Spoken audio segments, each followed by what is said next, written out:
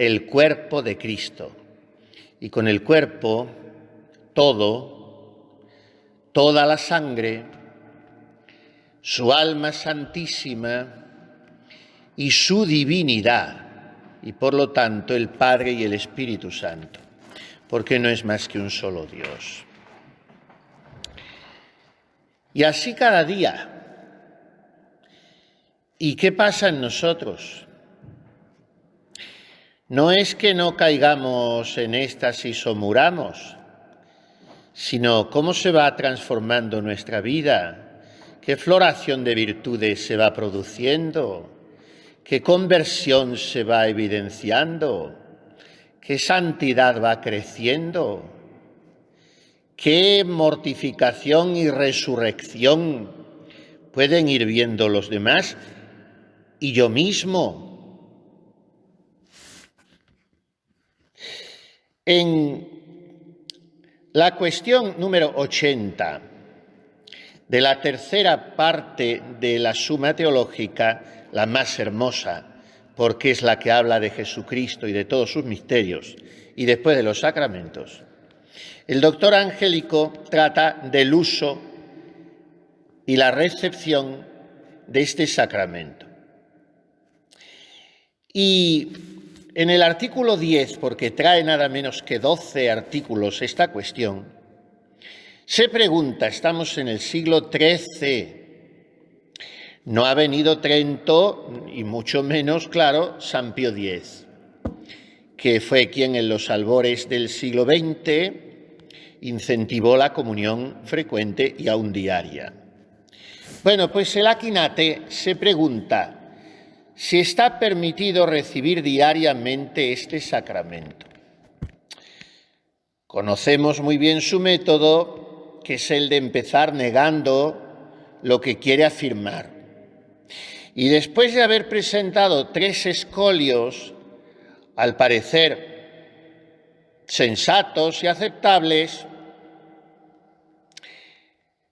habitualmente 3, en este caso son nada menos que 5 obstáculos, los desmonta, partiendo de una afirmación de San Agustín, que dice en su obra De Verbis Domini, sobre las palabras del Señor, comentando en este caso Agustín el Pater Noster, dice: este es el pan cotidiano. Recibe tú diariamente lo que diariamente te aprovecha. Ya no estamos en el siglo XIII, estamos en el V. Y esto es lo que dice el doctor de Hipona entonces, en los inicios de la Iglesia. Y viene a desmenuzar esta afirmación Santo Tomás con su penetración increíble, por eso le llamamos el doctor Angélico, y dice, bueno, hay que distinguir en el uso, en la recepción de este sacramento, hay que distinguir 2 cosas. Primera, por parte del mismo sacramento, y segunda, por parte del que lo recibe. Por parte del sacramento mismo, su virtud es saludable para todos los hombres. Por eso es muy útil recibirlo diariamente para recibir diariamente su fruto. Y trae una cita de San Ambrosio. Si cada vez que se derrama la sangre de Cristo se derrama para la remisión de los pecados, yo, que peco continuamente, debo recibirla siempre, porque siempre necesito la medicina. O sea, que por parte de la Eucaristía no hay duda en que es convenientísimo, digamos más, absolutamente necesario, recibirla diariamente. Y por parte del receptor, por parte de quien la recibe, entonces hay que poner las cosas en su sitio. De ese tal se requiere que se acerque al sacramento con gran devoción y reverencia. Por eso dice San Agustín, recibe diariamente lo que diariamente te aprovecha, pero añade, y vive de suerte que merezcas recibirlo todos los días. Y dice Santo Tomás, esto ya depende del hombre individual, del sujeto en cuestión, de los obstáculos que ponga, de la devoción que lleve, de la indisposición del cuerpo o del alma, y entonces se tratará de que vaya preparado. Esta es la doctrina de Santo Tomás en este punto de la recepción diaria de la Eucaristía. O sea, conclusión, es muy oportuno, muy conveniente, muy razonable, muy laudable comulgar diariamente. Ahora, vive de manera que lo merezcas. Y viene nuestra Santa Madre en el camino de perfección. En los capítulos que hemos leído 100 veces y que siempre nos encienden y nos enardecen el corazón, comentando, como nadie lo ha hecho en la Iglesia, con su originalidad y su donaire, esa parte del Pater Noster, el inicio de la segunda. Panem nostrum quotidianum da nobis hodie. Y nos presenta primero a Jesús en la Eucaristía y después nos explica cómo hemos de recibirle. Capítulos 33 y 34 del Camino de Perfección.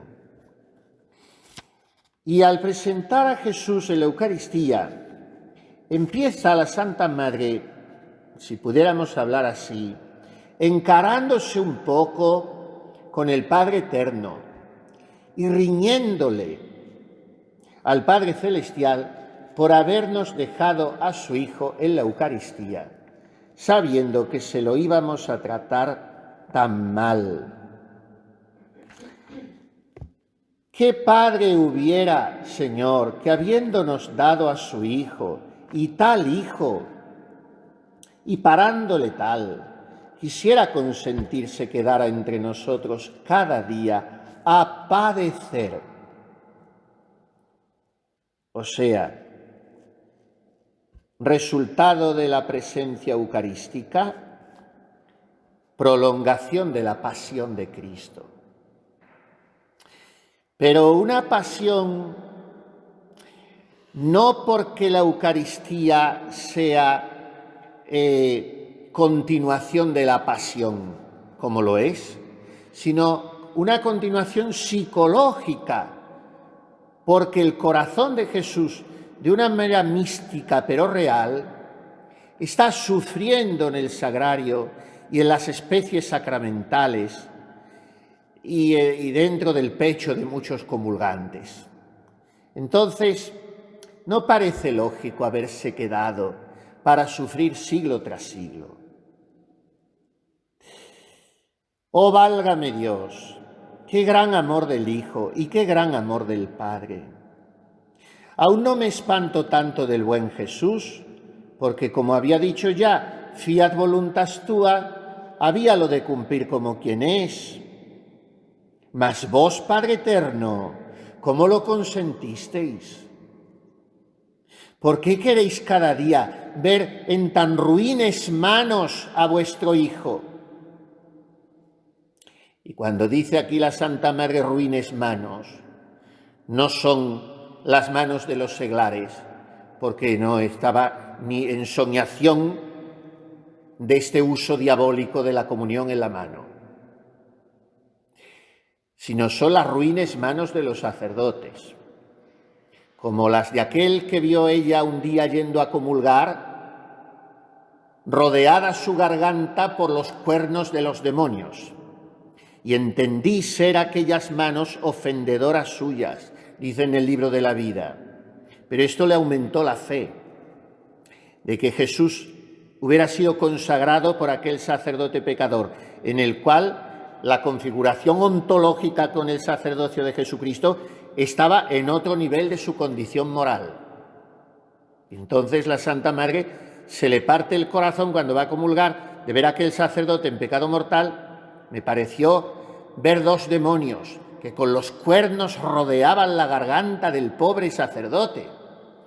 ¡Qué visión más espantosa! Y entendí ser aquellas manos ofendedoras suyas, pero se le acrecentó la fe.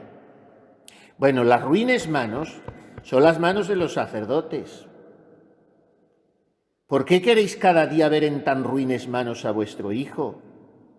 Ya que una vez quisisteis que lo estuviese y lo consentisteis, también en manos de sacerdotes, que son los que le mandaron a la muerte, ya veis cómo le pararon. ¿Cómo puede vuestra piedad cada día? ¡Cada día! Y hay ediciones que lo omiten porque creen que es una errata. No, es que la Santa Madre lo puso 2 veces para enfatizarlo. Cada día, verle hacer injurias. ¿Y cuántas se deben hoy hacer a este santísimo sacramento? ¿En qué de manos enemigas suyas le debe de ver el Padre? ¿Qué de desacatos de estos herejes? Pero claro, ella se refiere a los hugonotes que bajaban de Francia, a los luteranos que establecían algunos pequeños y clandestinos y tímidos conciliábulos en España. Por eso en Medina del Campo se queda por las noches desde aquel ventanuco atisbando, muerta de preocupación y de miedo, porque Medina del Campo era una de las principales ciudades de Europa, de intercambios comerciales, y era una metrópoli donde se daban cita gentes de ciudades, como digo, de media Europa, y bajaban muchos franceses, y por tanto había muchos herejes luteranos. Ese era el miedo de la Santa Madre, y lo dice al narrar la fundación. En estos tiempos de estos herejes, muy distinto al tiempo nuestro, porque hoy los herejes están dentro y no son desenmascarados como tal, sino a veces incluso aplaudidos y encumbrados. Y en estas manos se ve el Hijo de Dios. Lo ha dicho, lo decíamos esta mañana, lo ha dicho con una rotundidad paladina y libérrima, como hablan siempre los santos, el cardenal Sara. Ese es el problema de hoy. La falta de fe de los sacerdotes, la falta de fe en la Eucaristía. Si no, ¿cómo se puede explicar que desde instancias muy altas y oficiales se obliga a comulgar en la mano? ¿Cómo se puede explicar esto? Más que porque nos falta fe en la presencia real. ¿En qué de manos enemigas suyas le debe de ver el Padre? ¿Qué de desacatos de estos herejes? Oh Señor eterno, ¿cómo aceptáis tal petición? ¿Cómo lo consentís?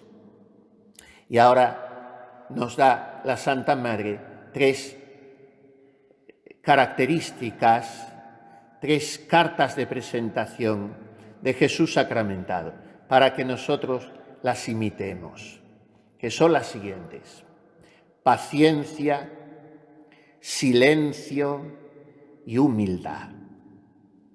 Este es Jesús en la Eucaristía. ¿Y cómo no te humillas tú, polvo y ceniza? Dirá Fray Luis de Granada en su Tratado de la Oración y Meditación, haciéndonos contemplar la pasión. ¿Cómo no te humillas tú, polvo y ceniza? ¿Y cómo reclamo yo derechos? ¿Y cómo quiero dejar a salvo mi juicio propio? ¿Y cómo no me callo ni a la de 3? ¿Y cómo no soporto nada? Si las 3 lecciones de Jesús hostia son estas: paciencia, silencio, humildad. Veámoslas. ¿Por qué ha de ser todo nuestro bien a su costa? Es una pregunta estremecedora que se plantea aquí la Santa Madre. Todo lo tiene que pagar Él, todo tiene que caer sobre Él. Es que no podemos empezar a hacer algo nosotros. Es que siempre todo corre de su cuenta. ¿Por qué ha de ser todo nuestro bien a su costa? Paciencia de Jesús. Una vez y otra vez y otra vez. ¿Qué es la paciencia? 2 cosas. Primero, fortaleza ante la adversidad. Segundo, saber esperar. Eso es la paciencia. Y en ambas manifestaciones, Jesús es un ejemplo soberano, incansable. Está siempre soportando y está siempre esperando. La paciencia de Jesús, siempre todo nuestro bien a su costa. Se pregunta a continuación la Santa Madre, ¿por qué calla a todo y no sabe hablar por sí, sino por nosotros? ¿Se puede decir esto de vuestra caridad? Que calla a todo, porque está recibiendo a Jesús sacramentado cada mañana y con él se le tiene que entrar por las puertas del alma su silencio sacratísimo, su silencio victimal, su silencio de crucificado por amor, su silencio de esposo de sangre. Hoy hablamos, y vengan sínodos, y vengan congresos, y vengan asambleas, y vengan programaciones pastorales, y mientras Jesús calla a todo. Y tiene que estar contemplando nuestras necedades, nuestros activismos pelagianos, nuestros resultadismos de mundo, a ver lo que conseguimos, a ver cuánto computamos, a ver qué cifras presentamos. Y mientras en el sagrario Jesús calla a todo. Y si la vocación de la Carmelita es copiar esa vida de victimación, de inmolación, de oblación, de crucifixión, entonces la Carmelita tiene que callar a todo. Por eso en esta vida es tan importante el silencio, y en buena medida es el termómetro de la santidad de un alma contemplativa. El silencio exterior e interior.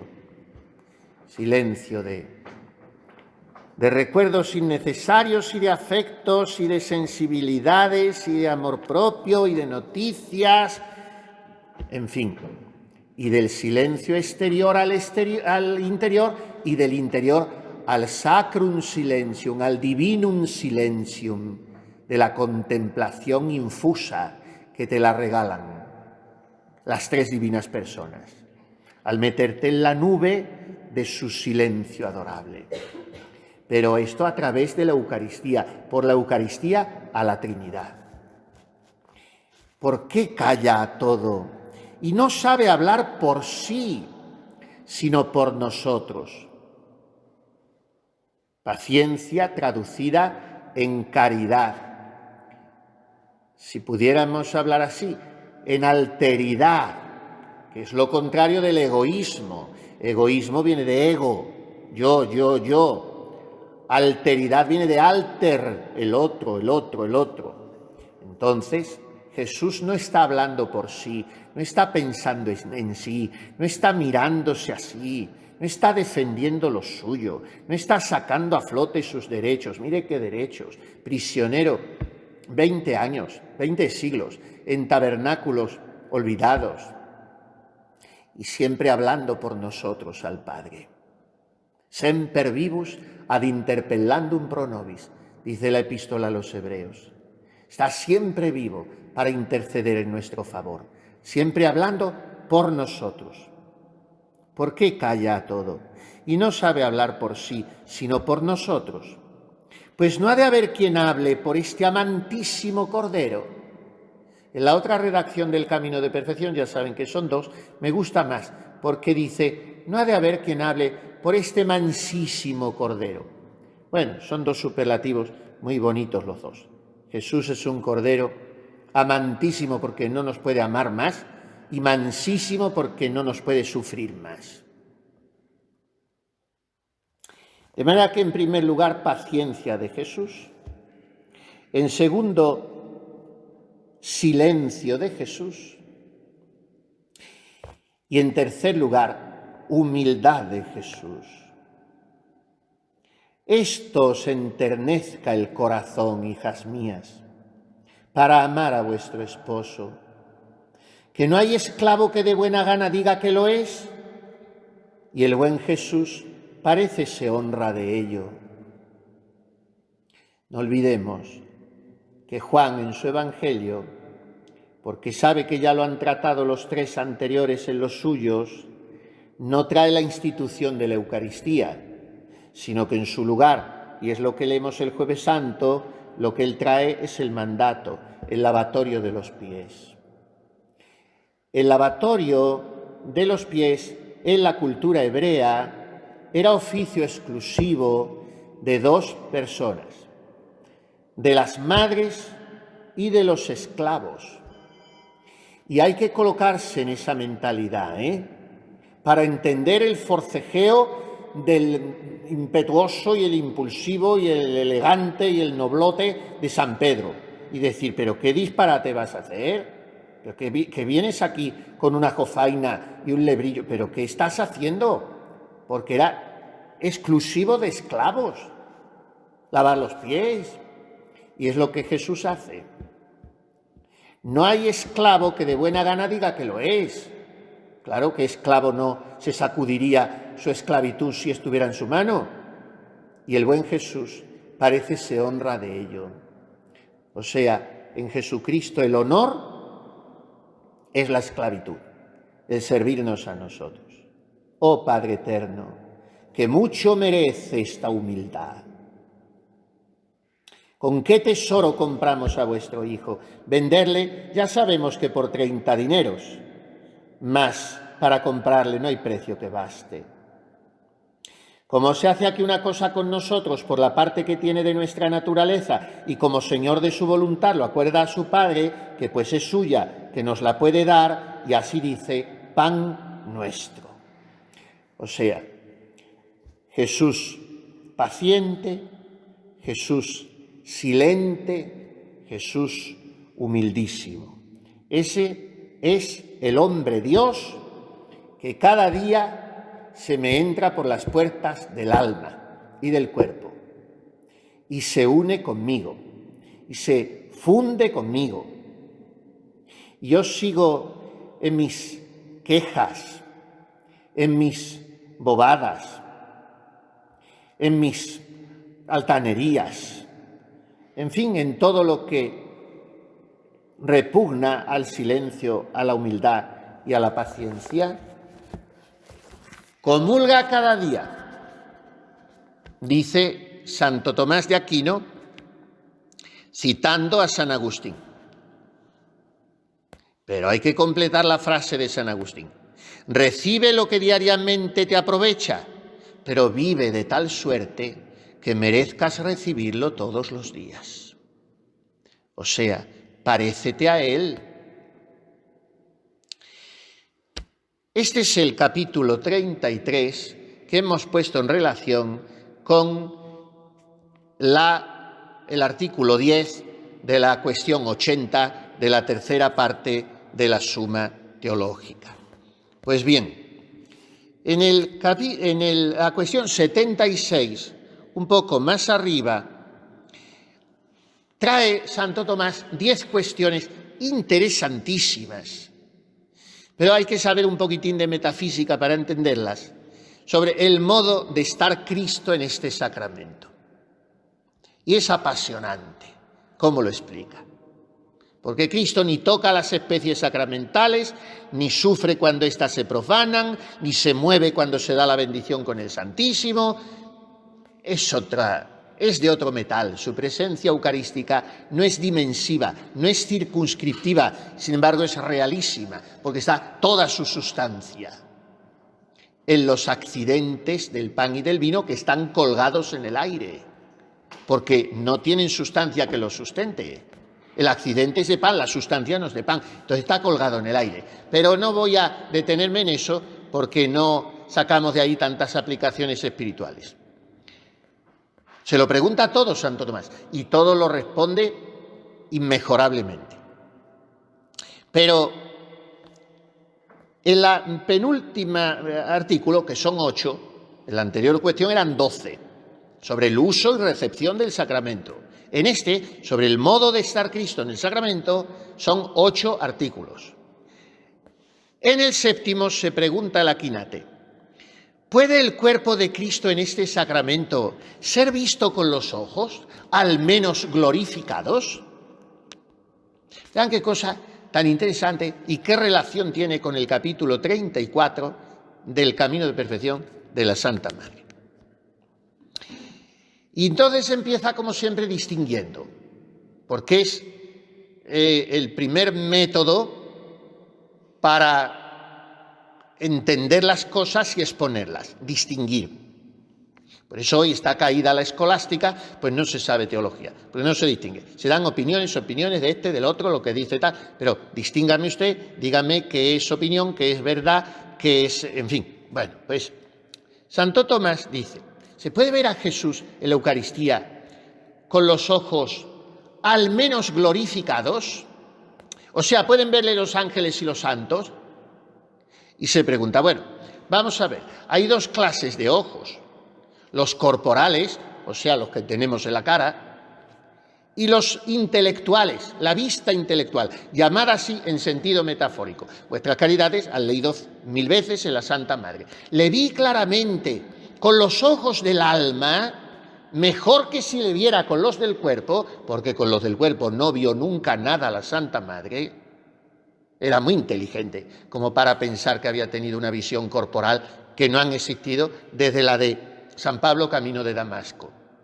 Dicen San Agustín y Santo Tomás de Aquino. La Santa Madre estaba muy por encima de todas esas sensiblerías de beata sin formación. No, de ver cosas con los ojos del cuerpo, lo dice que nunca vio nada. Mire, vi claramente con los ojos del alma, pero cuando es la mejor visión, dice, no vi nada, ni con los ojos del cuerpo, ni con los del alma. Distingue estupendamente. Se trata de una visión intelectual, no imaginaria. Los ojos del alma se refiere a visión imaginaria. Entonces dice aquí Santo Tomás: vamos a ver que esto de ojos, ¿qué son los ojos? ¿Los de la cara? No. ¿Los intelectuales? Bueno, vamos a ver, con los de la cara, naturalmente, no se puede ver el cuerpo de Cristo tal como está en el sacramento. Eso estamos hartos de comprobarlo. Lo único que veo es pan y se ha acabado. ¿Por qué? Y da unas razones que las voy a resumir rapidísimamente. ¿Por qué? Porque los accidentes del cuerpo de Cristo, o sea, su rostro, su tamaño, los accidentes, no están al modo dimensivo, porque si no, no cabría en la hostia, sino que están a través de la sustancia. Y como la sustancia no es visible por los ojos del cuerpo, no voy a pretender verlo con los ojos del cuerpo. Ahora bien, y por la imaginación tampoco, porque es un sentido interno del alma. Y por la inteligencia, pues la inteligencia es lo que sería el ojo espiritual. Y entonces, ¿podría ser visto por el ojo espiritual? ¿De qué manera? Vamos a ver, el modo de estar Cristo en la Eucaristía es totalmente sobrenatural. Por lo tanto, es visible para una inteligencia sobrenatural. Y la mía es natural. ¿Cuál es una inteligencia sobrenatural? En principio, la del ángel y la del bienaventurado, porque están embestidas por la luz de la divina esencia en el cielo y sus inteligencias se han levantado y tienen otra capacidad. Entonces, dice él, pero por sus medios naturales, sin estar asistidas esas inteligencias del ángel y del bienaventurado, por la luz de Dios, por sus propios medios naturales, por mucho que estuvieran en el cielo, no pueden percibir a Jesús en la Eucaristía. Ni siquiera intelectualmente los demonios pueden percibirlo, porque los demonios no están ilustrados por la luz sobrenatural. Entonces, ¿cómo conoce el demonio la presencia de Cristo en la Eucaristía? Solamente por la fe, a la que asiente como obligado. Y por la fe es por lo que yo conozco la presencia de Cristo en la Eucaristía desde mi inteligencia natural, porque no tengo otra. ¿Qué me está haciendo a mí la Eucaristía constantemente? Avivar mi fe. No apoyarme en ninguna seguridad y en ningún indicio sensible, porque no los tengo. Visus, tactus, gustus, in te fallitur. A una carmelita, la Eucaristía le está sirviendo cada minuto de la mejor escuela de lo que es su vida, que es vida de pura fe, es vida de soledad de corazón, es vida de ausencia de apoyaturas humanas, es vida de permanente tensión sobrenatural. Y esto me lo está enseñando Jesús en la Eucaristía. Porque ahí lo único que puede funcionarme a mí es la fe. Y esto es lo que dice la Santa Madre en el capítulo 39, que es donde nos está enseñando lo que tenemos que hacer para comulgar bien y sobre todo para aprovechar el rato de la acción de gracias, en el cual muchos días nos dormimos, otros nos aburrimos. Bueno, si nos dormimos es lo mejor porque no hay culpa, pero si nos despistamos, nos distraemos, nos aburrimos, no sabemos qué pensar, pues somos tontos perdidos, porque es el mejor rato del día, es la audiencia con el rey, y no perdáis tan buena sazón de negociar como es la hora después de haber comulgado. Pero ¿qué hace falta? Acopio de fe, y fe, y fe, y más fe. Y esta es la que tenía Teresa de Jesús. Sé de esta persona, que es ella, que habíala dado el Señor tan viva fe, que cuando oía a algunas personas decir que quisieran ser en el tiempo que andaba Cristo nuestro bien en el mundo, se reía entre sí, pareciéndole que teniéndole tan verdaderamente en el Santísimo Sacramento como entonces, que qué más se les daba. Mas sé de esta persona, que era ella, que muchos años, aunque no era perfecta, cuando comulgaba, ni más ni menos que si viera con los ojos corporales entrar en su posada al Señor, procuraba esforzar la fe, para que como creía verdaderamente entraba este Señor en su pobre posada, desocupábase de todas las cosas exteriores cuanto le era posible y entrábase con él. Procuraba recoger los sentidos para que todos entendiesen tan gran bien. Digo, no embarazasen al alma para conocerle. Y ahora ya viene la composición del lugar, la colaboración de la sensibilidad, de la memoria bien administrada. Y esto es lo que hay que hacer en la acción de gracias, lo que hacía la Santa Madre. Considerábase a sus pies y lloraba con la Magdalena, ni más ni menos que si con los ojos corporales le viera en casa del fariseo, y aunque no sintiese devoción, la fe le decía que estaba bien allí. Aquí está toda la vida eucarística, en la manera de vivirla según Teresa de Jesús. Aunque no sintiese devoción, que no todos los días la sentiría, por mucho que fuera la Santa Madre, que tenía días para todo, que lo cuenta en el capítulo 30 de su vida, que había días que le parecía que era todo mentira, que no soportaba a nadie, que me comería a quien se me pusiera delante, dice. Y había días que estaba que le creía que era todo un sueño. Bueno, pues esos días que no sentía devoción, la fe la decía, esto es muy abulense, la fe la decía que estaba bien allí. Porque si no nos queremos hacer bobos y cegar el entendimiento, no hay que dudar que esto no es representación de la imaginación, como cuando consideramos al Señor en la cruz o en otros pasos de la pasión que le representamos en nosotros mismos como pasó. Eso lo hace vuestra caridad en la oración de la tarde. Viene y se coloca en el Calvario, o se va al pozo de Sicar con la samaritana, o está en la multiplicación de los panes o en el portal de Belén dándole la Virgen al niño. Es la oración de la tarde, pero no está pasando. Se os está imaginando vuestra realidad, bendita imaginación, que es para eso. No para hacer torres sin fundamento, ni para perder el tiempo, que es para lo que muchas veces tenemos la imaginación. Eso pasa en la oración de la tarde. Pero en el cuarto de hora de acción de gracias de la comunión de la mañana, no es la imaginación, no, es que está allí. Es que está pasando. Y si yo estoy con la Magdalena a sus pies llorando y besándoselos, o estoy con la Virgen en la piedad allí junto a la cruz con el Señor muerto en brazos, está pasando. Eso es la comunión. Esto pasa ahora, dice la Santa Madre, y es entera verdad. Y no hay para qué irle a buscar en otra parte más lejos, sino que pues sabemos que mientras no consume el calor natural los accidentes del pan, que está con nosotros el buen Jesús, que nos lleguemos a Él. Pues si cuando andaba en el mundo de solo tocar su ropa sanaba a los enfermos, ¿qué hay que dudar que hará milagros estando tan dentro de mí si tenemos fe?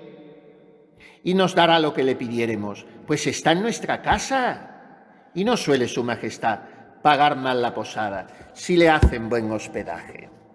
La comunión. Vamos a aprovecharla bien. Que de una sola bastaría para hacer una santa carmelita. ¿A qué esperamos?